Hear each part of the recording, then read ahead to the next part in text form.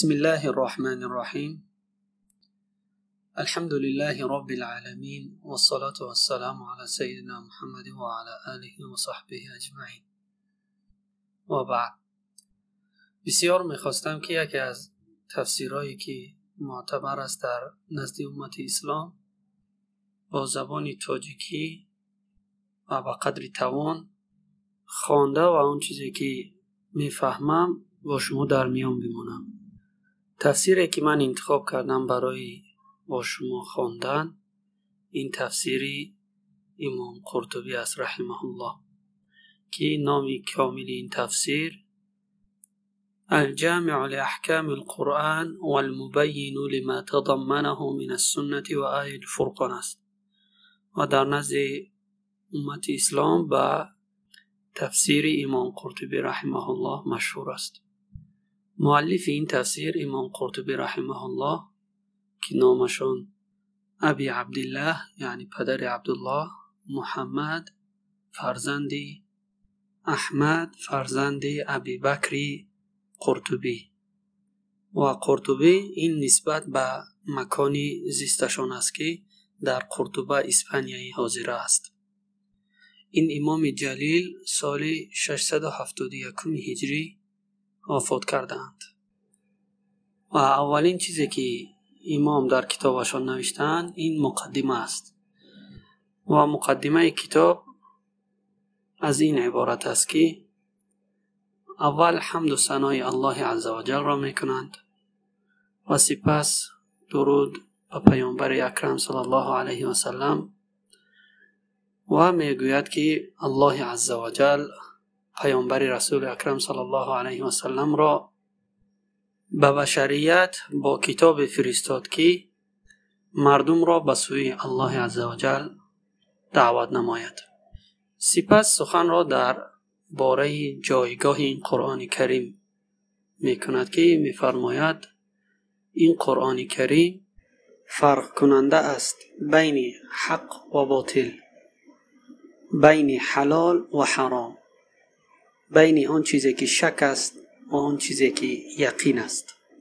این قرآن کریم عاجز ساخته است انس و جن را که همانند قرآن کریم چیزی آورده بتوانند.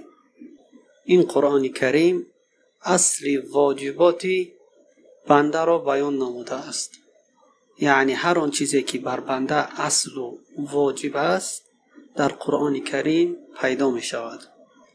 و قرآن کریم سخن از عالم غیب، عالمی که قرار است برای ما بیاید، سخن گفته است و بر ما خبر داده است. یعنی مسیری که نهایت ما هست او را بیان ساخته است.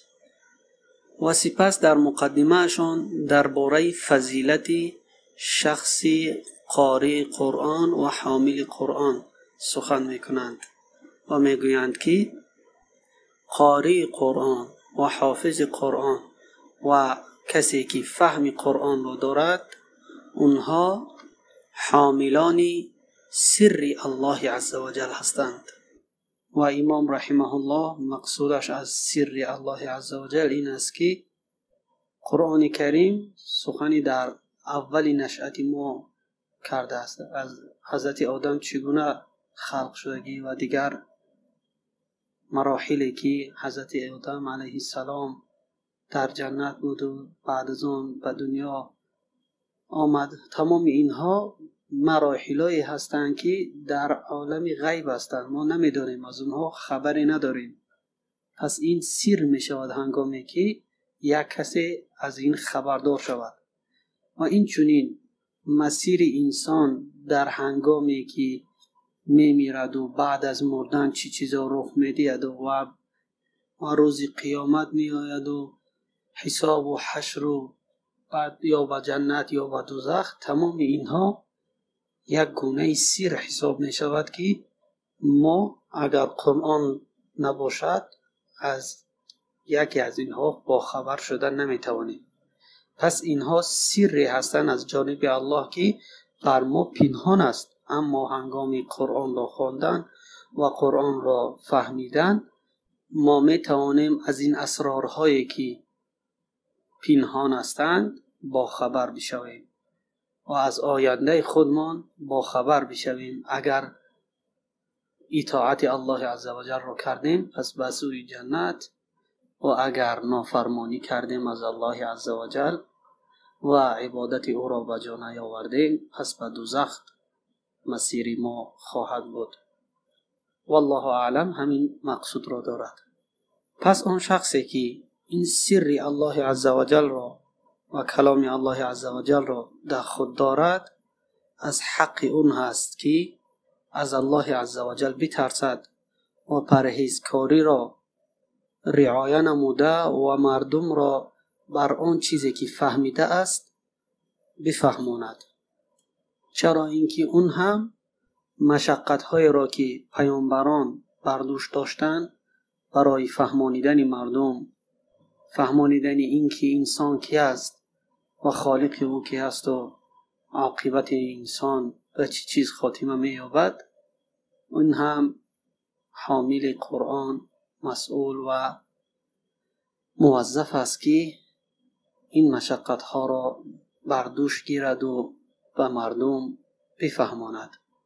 و کسانی که قرآن را فهمیدند و تلاوت کردند و از قرآن رو گردانیدند و مردم را به سوی الله عزوجل دعوت ننمودند، پس روز قیامت همانندی که رسول اکرم صلی الله علیه و سلم فرمودند القرآن حجت لک او علیک، این قرآن کریم حجت می شود برای نجات تو، یا اینکه این قرآن کریم حجت می شود برای هلاک تو. پس پیامبر اکرم صلی الله علیه و سلم بیانگری اون چیزی که در قرآن کریم آمده است از آیاتی که مجمل هست، یعنی یک امر الله عزوجل مجمل بیان شده است، به مانندی و اقیم الصلاة، یعنی که نماز را برپا دارید. خب نماز را چه خیلی برپا دارید و چند بار نماز را برپا داریم و یا اینکه چگونه نماز را برپا داریم، تمامی همین مسائلی که دقیق است پیامبر اکرم صلی الله علیه و سلم تفصیل نمودند.